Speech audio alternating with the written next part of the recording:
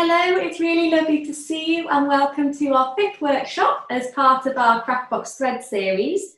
So today we're going to be making these material collages. So it might be that you'd like to create one similar, or you might like to do one completely different to this, but I'll just be talking us through the techniques today and then you can choose what you'd like to do. So we'll need an embroidery hoop, so I've got quite a small one here that I'll be using. A piece of material that's larger than our embroidery hoop, and also one that's easy to sew through. You'll find it easier that way. Want a whole mixture of beautiful materials. So if you've got one of the boxes as part of the Craftbox Thread series, you'll find all of this material inside of your canvas bag. If not, I popped in the description box below where you can purchase one of these from my studio, flyingfishstudio.co.uk. You'll also want an embroidery needle, maybe a needle threader if you find that helps, and some embroidery thread, a pair of scissors, some double-sided sellotape, and then if you have one of the boxes, you'll find an organza bag with lots of little bits in, so you'll find some beads and some felt, all things that you can sew onto your material collage at the end. You can find maybe bits around your home as well that you would like to use for your project. Okay, so let's get started. We'll want to start by opening up our embroidery hoop. And to do this, you'll want to twist left. So you'll want to twist anti-clockwise. So I remember it as righty-tighty, lefty-loosey. We're wanting to loosen it, so we're twisting it to the left. So it's this larger section here. We're holding the screw down here and we're twisting it to the left. And you'll see that opens up the outer hoop, and so you can take the inner hoop out. We're then going to lay the inside hoop onto our table, pop our material over the top of that, and then lay the outside hoop over the top of that material. So your material is trapped inside. If you find that your hoop is still too small to slip over the material, you'll just want to loosen it a little bit more, make it bigger, and then pop it on. And then we're going to tighten the outer hoop to trap that material inside. So I'm twisting it to the right. And after I've tightened it, I'm just going to pull the material through, make sure that it's pulled nice and tight, and then tighten it a little bit more. If you're finding this tightening process a little bit tricky, you could always ask another family member if they're able to help with this section, because it is important that the material is nice and tight inside here. You may find that you have lots of excess material, in which case you can use your scissors to just chop off some of that excess.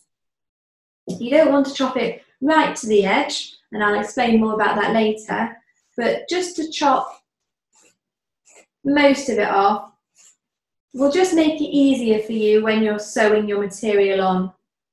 So you can see here how much I'm leaving. I'm just leaving an inch or so as a border around the edge. Once you've finished that, it's now time to choose what material you would like to use on here. So here I've just got a whole range of different colours. It might be that you want to stick with just a couple of colours, or you might like to do a whole mixture.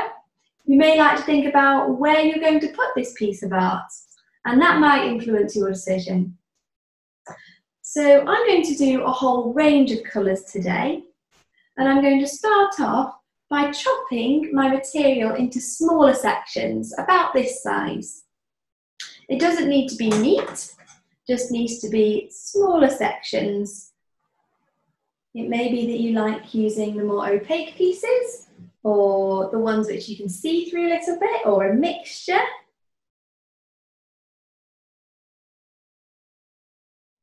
And then once we've cut up the material that we'd like to use, and of course you can always come back and cut up some more, we're then going to take our embroidery needle and thread it.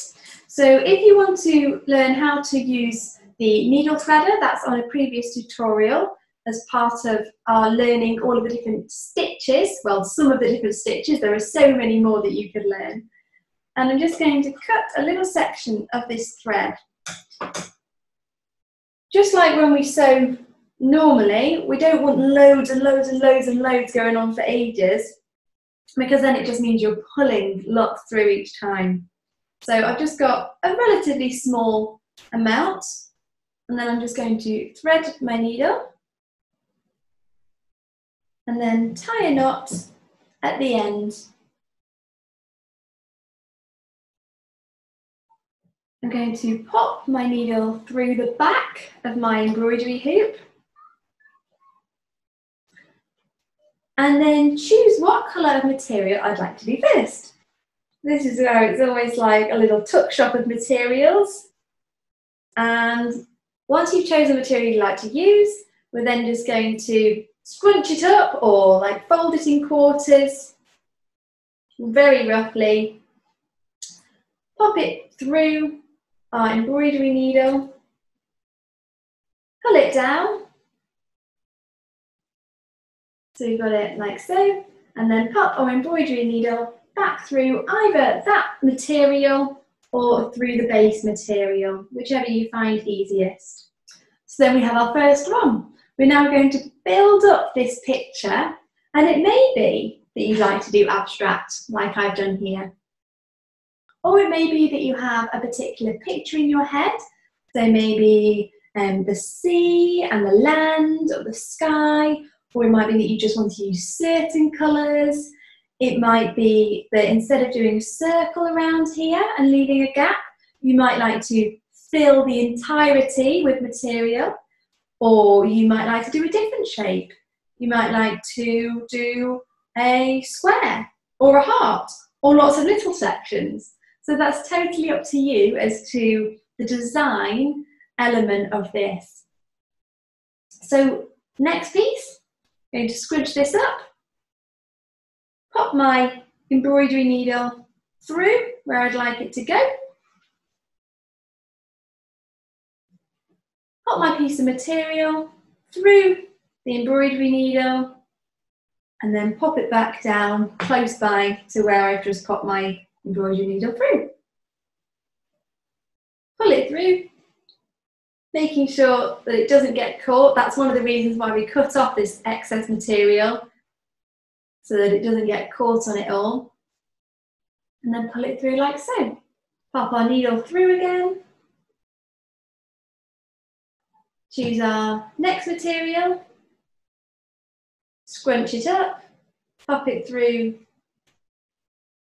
the needle. Obviously with this bit, because it is close to your fingers, just make sure you don't prod yourself because that will hurt. And then pull it through and then back through, similar to the way that it came, so that you've not just got, if I did it over here, then I'd just have a massive stitch going across. So I'm just going to do it nearby. Some material is tougher than others to get through, so if you come across a material which is really tricky to get your needle through, just leave that one, you can always use it for another project. We're now going to continue with this process until we've got the look that you like. Now I'm coming towards the end of actually sewing my material onto this base. It may be that I'd like to leave it all nice and floofy and poofy, or it may be that I'd like to pop a few more stitches in, especially I can see this green one is really sticking up, so I'm just going to pop another stitch through there and just flatten it down that little bit, but that's totally personal preference as to whether you'd like to do that or not. Once I'm happy with it, I can then take any beads or felt that I'd like to sew on.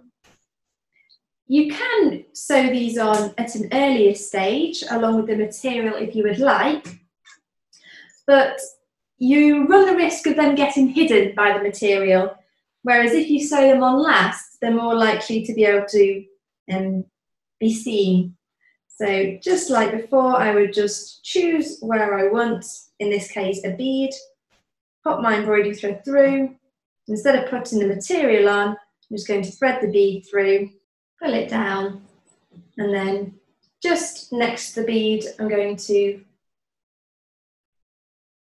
attach it like so. And it's really nice because it creates that mixed media effect where you've got both the material and the beads and the felt and whatever else you choose to pop on it. Once you finish, you can just tie it off at the back by just popping your needle underneath one of the threads that's already there and tying your knot. Doing that again, just make a double knot, popping the needle under some material and then through the loop, pulling that tight. I can cut off this excess thread now. And now you have it like so. What we can then do is if we get our double-sided sellotape and stick it inside our embroidery hoop, just on this wooden section here. So we're going to cut some small sections of this double-sided tape. Not very wide at all, just enough to stick on the inside here. I'm going to do the same all the way around the inside. The double-sided sellotape can be quite hard to work with because we just want to peel that top layer off and leave that stickiness underneath. But once we've done that, we can then fold our material over the top and then it will stick to the double-sided sellotape. And this is just a nice way of finishing off your piece so that you can't see any spare material sticking out. Just going to fold it all over like so. Okay, so I hope you've enjoyed this workshop. If you have any questions, do just get in touch. It's been lovely to have you join us, and bye for now.